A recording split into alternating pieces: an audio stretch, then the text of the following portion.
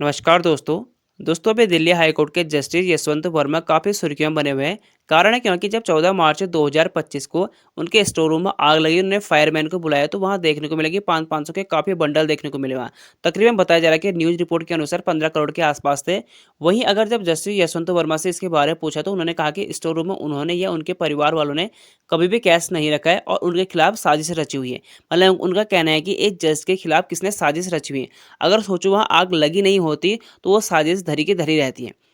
जब इसने ज़्यादा सुर्खी पकड़ी और चर्चा में बात आई तो इनका ट्रांसफ़र दिल्ली हाई कोर्ट से इलाहाबाद में कर दिया गया है। और इलाहाबाद देखो, एक जज के ऊपर करप्शन के चार्ज लगे हुए हैं कि 15 करोड़ आए थे, आए कहाँ से? क्योंकि एक जो हाई कोर्ट जज की होती है उसकी सैलरी 2,25,000 होती है। अगर हम तकरीबन मान लेते हैं इन्होंने 10 साल भी काम कर रखा है। हम अभी आपको डिटेल में समझाऊंगा इन्होंने कब से स्टार्ट किया था, कब वकीली की थी, कब इनको जज बनाया गया था, कब एडिशन, हम सारे डिटेल में बात करेंगे इसमें। और इनकी एजुकेशन क्या है। लेकिन हम मोटा मोटा मान लेते हैं इन्होंने अगर 10 साल भी काम किया था फिर भी इनके जो अगर 2,25,000 रुपये इनकी सैलरी होती, फिर भी 10 साल में 2,70,00,000 रुपए, तो हम फिर भी मानते हैं कि सबका सब खर्चा इनका गवर्नमेंट ने उठाया, तो फिर भी इनके पास 2,70,00,000 रुपए होने चाहिए। ये 15 करोड़ आए कहाँ से? तो इसी पे सवाल था। इनको इलाहाबाद कोर्ट पर ट्रांसफर कर दिया। तो इलाहाबाद एसोसिएशन और वहाँ के एडवोकेट ने इन पर आपत्ति जताई, तो अभी इनको जो है न्याय प्रक्रिया से बाहर कर दिया गया है। अभी जो है सुप्रीम कोर्ट के जो है चीफ जस्टिस संजीव खन्ना ने मामले की जांच के लिए 3 जजों की अभी कमेटी बनाई हुई है। और साथ ही ये फैसला लिया है कि जस्टिस यशवंत वर्मा को कुछ समय तक को न्यायिक जिम्मेदारी न सौंपी जाए, यानी इन्हें अभी हटा दिया गया है। जब तक ये प्रक्रिया कंप्लीट नहीं होती, इन पर जो चार्ज लगे हैं वो दोष मुक्त तब तक नहीं होते। अगर हम इनकी एजुकेशन की बात करें तो 1969 में इन्होंने इलाहाबाद, जिसे आप प्रयागराज कहते हैं, वहाँ से जस्टिस यशवंत वर्मा ने बीकॉम ऑनर्स की डिग्री हासिल की हंसराज कॉलेज से। और बाद में इन्होंने जो आगे की पढ़ाई जो की कानूनी लॉ एलएलबी इन्होंने शुरू की थी। 1992 से इन्होंने वकील से अपने करियर शुरुआत की थी। और जब ये 2006 से लेकर 2014 तक इन्होंने जो है इलाहाबाद में एक एडवोकेट के रूप में इन्होंने काम किया। ठीक है, विशेष एडवोकेट के रूप में इन्होंने वहाँ काम किया। और 2014 से लेकर 2016 तक इन्हें एडिशनल जज बनाया गया। ठीक है, 2014 से लेकर 2016 तक इन्हें एडिशनल जज बनाया गया था। और 2016 में इन्हें परमानेंट जज बनाया गया था इलाहाबाद में। याद करें 2016 में। और अभी क्या है 2025, यानी ये तकरीबन मानो सिर्फ 8 साल इन्हें जो है अभी जज बने हुए हैं। तो 8 साल में इनकी इनकम आप सोच सकते हो कितने, और इसी पर चार्ज लग रहा है इनकी भाई इतने पैसे आए तो आए कहाँ से? तो ये जब तक चार्ज इन पर कंप्लीट नहीं होते हैं, क्योंकि देखो हमें पता है कि कोई भी जो जज होता है उसके ऊपर सीधे एफआईआर नहीं होती है। ठीक है, और उन पर उन देखो कोई भी अगर हाई कोर्ट का जज या सुप्रीम कोर्ट का होता है उन्हें इम्पीचमेंट से हटाया जाता है, यानी महाभियोग लगाया जाता है। जैसे महाभियोग लगता है, हमारा कॉन्स्टिट्यूशन कहता है कि 124 यानी 124 के तहत हम महाभियोग यानी इम्पीचमेंट की तरह सुप्रीम कोर्ट के जज को हटा सकते हैं। सुप्रीम कोर्ट यानी चीफ जस्टिस ऑफ इंडिया जो होता है उससे हटा सकते हैं, या सुप्रीम कोर्ट के जज होते हैं उन्हें हटा सकते हैं। और हाई कोर्ट के जज को हटाने के लिए हमें 218 आर्टिकल, जो हमारे कॉन्स्टिट्यूशन संविधान का 218 आर्टिकल होते हैं, अनुच्छेद 218 के तहत हम इसमें इम्पीचमेंट महाभियोग लगाने के प्रक्रिया से इसे वहाँ से हटा सकते हैं। और ऐसा नहीं कि इसमें कानूनी प्रक्रिया नहीं हो सकती है, जज के ऊपर भी कानूनी प्रक्रिया हो सकते हैं। लेकिन उसके लिए क्या होता है, आपके पास सबूत होने चाहिए। और उसके साथ साथ और राष्ट्रपति से भी इसमें परमिशन लेनी पड़ती है।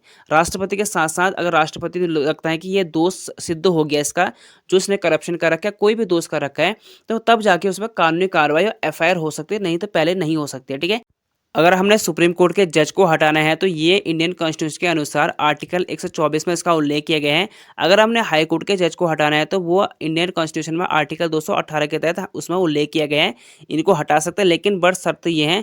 लेकिन शर्त ये है कि उनको उनके ऊपर करप्शन चार्ज या फिर संविधान का सम्मान नहीं करने का ये उन पर आरोप होना चाहिए। ठीक है, अगर हम आगे इनकी बात करें तो इन्होंने देखो इंपॉर्टेंट फैसले भी दिए।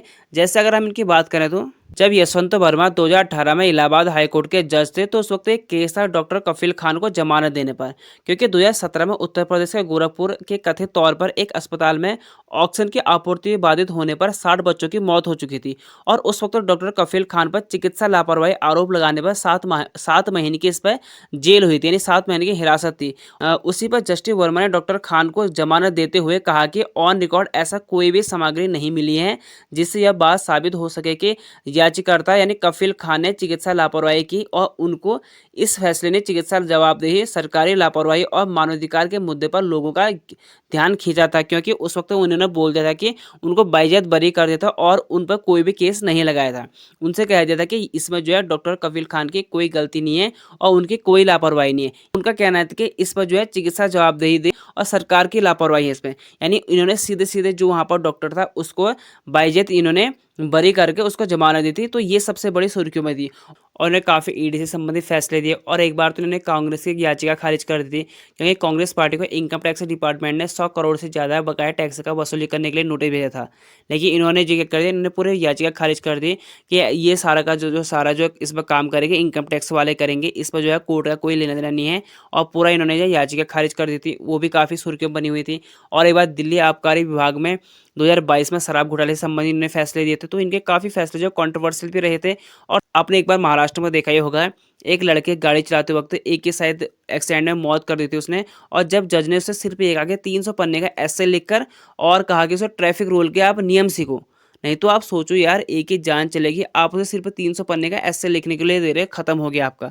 तो आप सोच सकते हो यार, अगर देखो एक जज ही होता है जहां हम न्याय के लिए जा सकते हैं, अपनी जस्टिस के लिए पता है कि आपको सिर्फ एक ही चीज़ है जहां आपको न्याय मिल सकता है, अगर वहां पे अगर इस टाइप का हो जाएगा फिर तो सब पे विश्वास उठ जाएगा, मुझे लगता है। तो इसलिए सुप्रीम कोर्ट ने अभी 3 पैनल बैठा रखे, 3 जजों के पैनल बैठा रखे इनके ऊपर केस करने के लिए, और इन्हें अभी जो न्याय प्रक्रिया से बाहर कर रखा है।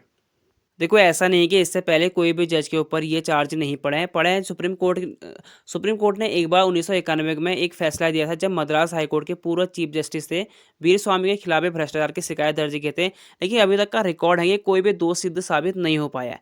ठीक है, ये अपने आप को इस्तीफा दे देते हैं, और आपको पता है कि यार जज है वो अच्छा वकील करेगा, और ये पता है सबके सब वहाँ नोट जल चुके हैं।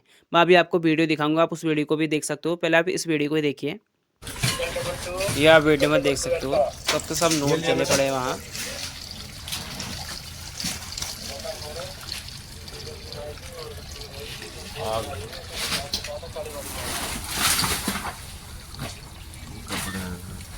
ऐसा लग रहा है जैसे कूड़े जला रखा है।